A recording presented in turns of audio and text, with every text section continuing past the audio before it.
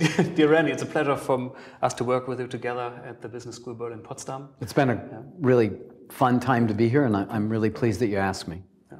So the summer term, you have come all the way from St. Ambrose University, Davenport, to teach our students of the International Business Administration course and leadership as a guest professor. So let's talk about leadership. Good. Yeah. So the framework of your lecture is the Soccer World Cup.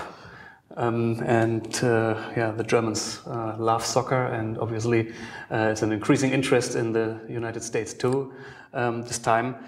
What can we learn about leadership by reflecting coaches in sports or specific in soccer? Well, it's interesting way to, I think, approach this question of leadership and management is to use sports as a background. And what we tried to do in class was to look at leadership on the pitch. What happens on the pitch? Does leadership emerge in that? What happens from the coach's perspective? And then leadership from the front office. So we tried to look at different levels of leadership opportunities in those three areas. And I think one of the things that emerges from this is it's a way to look at different leadership theories. So we have many different kinds of ways of thinking about leadership. And what we tried to do was we tried to bring those theories to bear by looking at it from those three perspectives. And so we looked at 4 or 5 different theories and how they might apply in each of those cases. What do we learn from this, right? I think one of the things we learn is that the lessons are transferable back and forth. That what it takes to lead successfully on the pitch might be does it take to lead successfully for people at work, day in, day out, who have to engage in the daily activity of what goes on. So what happens there, I think, is transferable to what happens to people in the office, what happens to people in the plant at the level of action. In terms of what happens at the coaching level, what is the connection between coaches and players becomes a question of what is the connection between employees and their supervisor or their manager. To what extent does leadership play a role between coaches and players, and to what extent does leadership play a role then between supervisors and managers and their employees?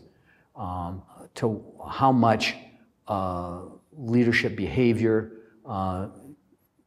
is in that relationship between coaches and players and between supervisors and managers, and how much of that is not leadership but day in, day out management. And we used those distinctions to try and tease out the differences between the two.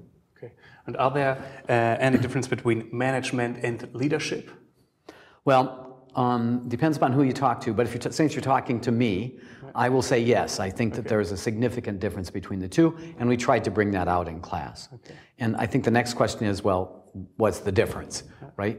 And in short form, I think the difference is that management is about getting the daily work done at work on the job, to get product out the door, to deliver services in a timely manner, to run the operation and organization on a day in, day out basis in an efficient and effective manner.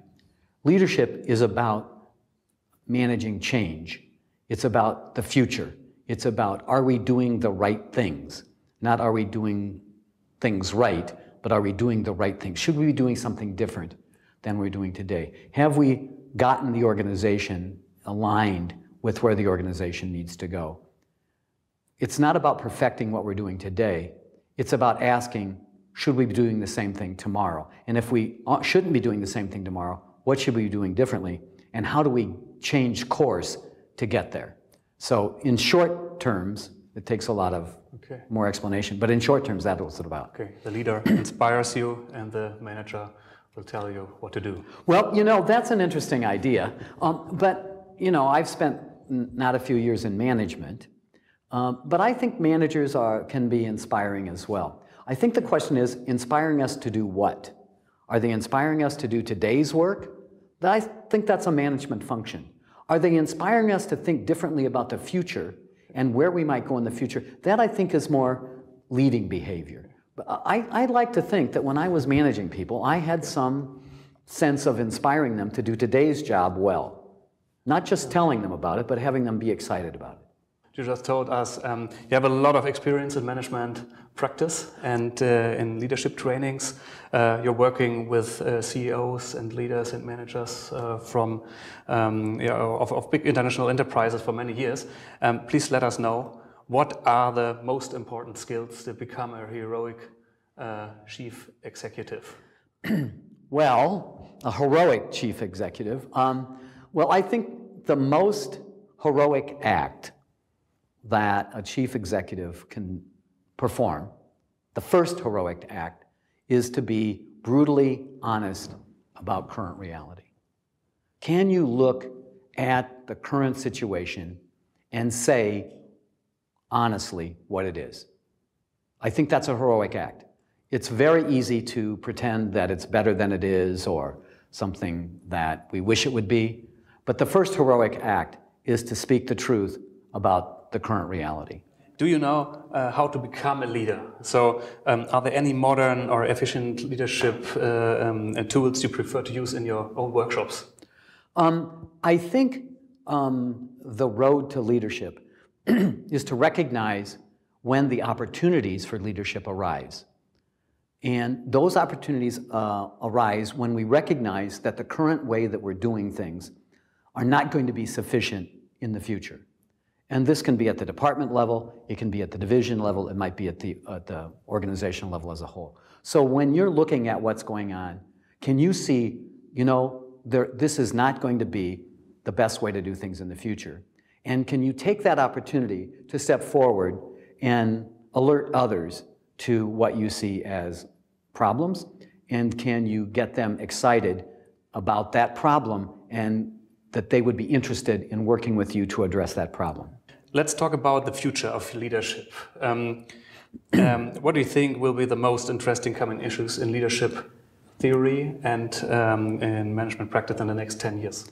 I think it's clearly emerging that the new way of thinking about this will be less leader-centric. It will be less about the leaders and more about the followers and about the group. I think the theoretical direction is moving away from the leader as the focus of our attention, and more attention will be directed to the interaction of the group and the followers, and emergent leadership from those groups and followers as they confront these kind of problems that they're going to face in the future. Okay. So new leadership approaches like charismatic leadership or interaction theory or identity or... Well, I think charismatic leadership, I think, carries us backwards, if I might be controversial here a bit, because it's leader-centric. It's about the leader being the attractive person, right? And I'm suggesting that the new research will move and the new practices will move away from that. Another perspective from the bottom up. Yes, yeah, more group understanding. What are the interactions in the group? How do people emerge as leaders, come and go within the group as leaders depending upon what the task is? Last but not least, two personal questions. Do you remember the most exciting experience in your career as an academic or as a manager? All right, let me take them one at a time. My most exciting moments as an academic are when students call me who have graduated from my classes, our program, and say what they're doing on the job. We help them do it. That they've been successful in the job because of what they learned from us. When that happens, and fortunately it happens fairly often. But they can apply their knowledge. They apply the knowledge, right? Because we're in a field where that is everything. And so if they can take what they've learned from us in class and apply it at work and make life better for themselves, make life better for their colleagues, and make life better for their organizations, that's the best thing that can happen. And when those things happen, I know I've done a good job at school, and I'm thrilled to hear it. Perfect. And as a manager? As a manager, I got the greatest satisfaction when people would stop coming to me to ask me what they should do, and they took the initiative themselves to do it, because they felt confident in their abilities, and they felt confident that I trusted them enough that they could take the initiative and that would be okay.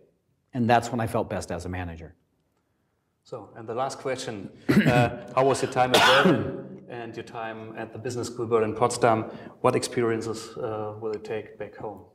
Well, Berlin, this is my wife and I's third trip, and each trip has been better than the last.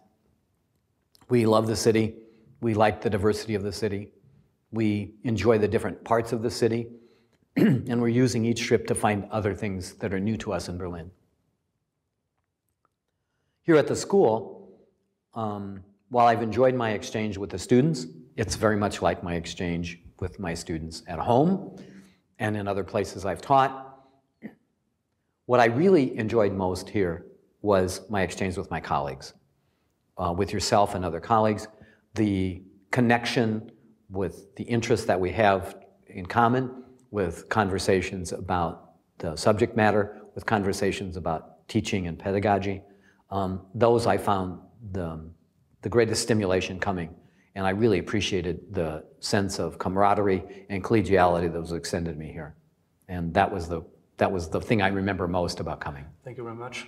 I hope we'll work together in the future again. I hope we do too. And maybe I'll see you in Davenport as well. I will come to you. Good. Like to see it. Thanks.